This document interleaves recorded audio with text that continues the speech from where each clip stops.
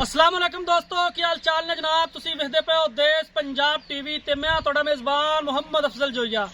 दोस्तों सब तो पहले अपने चैनल को करो सब्सक्राइब, बेल आइकन का बटन दबाओ ताकि साडी लेटेस्ट और बेहतरीन वीडियो तुहाडे तक बसानी पहुंच सके। और तुसी वेखो सब तो पहले दोस्तों डेली की निस्बत आज एक तीजन माई की वीडियो लेके आए हैं। तीसरा सुबह सुई है, पिछे कट्टी है, हाजिर मौके 14 किलो दुध मौजूद है, जिहड़ा कि तकड़ी तुलवा दुध है। जो तकड़ी पै जाती है तो ना तो साडी रिश्तेदार है ना मालकां दी। तकड़ी तुलवा दुध 14 किलो है। कैमरामैन सवेरा मझ ते लाओ ते मझ चेक करानी है।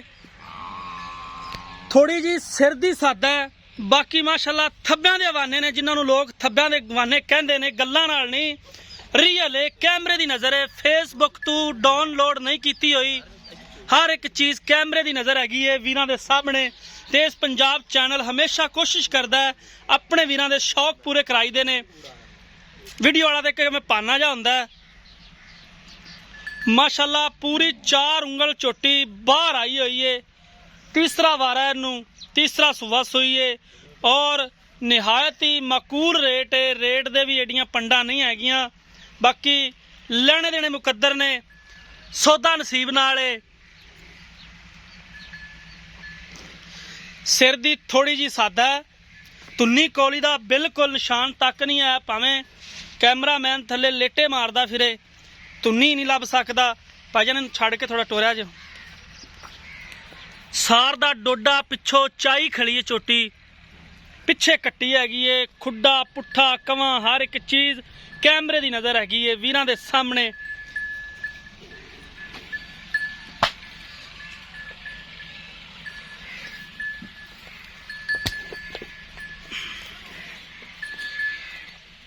इन माड़ा खुला जावन दो ना, 2 कदम खुले करे तो फिर बच्चा छाड़ लो, बच्चा टोर लो अगे। बच्चे नाल टुरदी ते ऐ कट्टी हैगी पिछे, खब्बा चीन है कट्टी नू, सज्जा चीन है सॉरी, बड़ा कमाल दा कट्टी, बड़ी खूबसूरत है माशाल्लाह।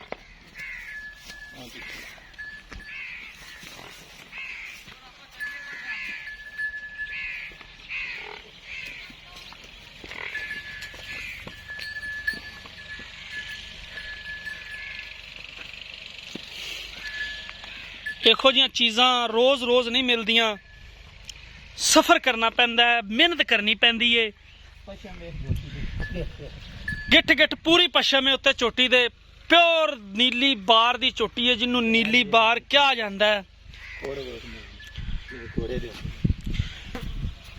घोड़े दे सुंबा वर्गे खुर ने, पूछल बरीक पतला धागे वर्गा, चमड़ी बड़ी बरीक है।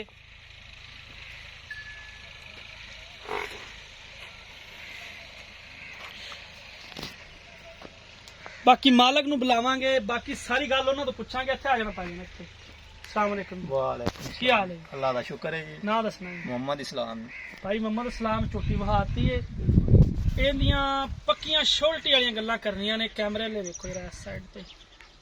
ये तीजा सुबह सुई तीसरा भाईजान, सुबह सुई, ठीक है समझ आई। ठीक। एस ते 8 दे हो गए सुई नू, 8 दिन पिछे अठवां दे। कट्टी है। हां जी कट्टी है, हाँ। 8वां दे ठीक है मेरा मूला जे मैं नहीं सटदी पई ठीक है।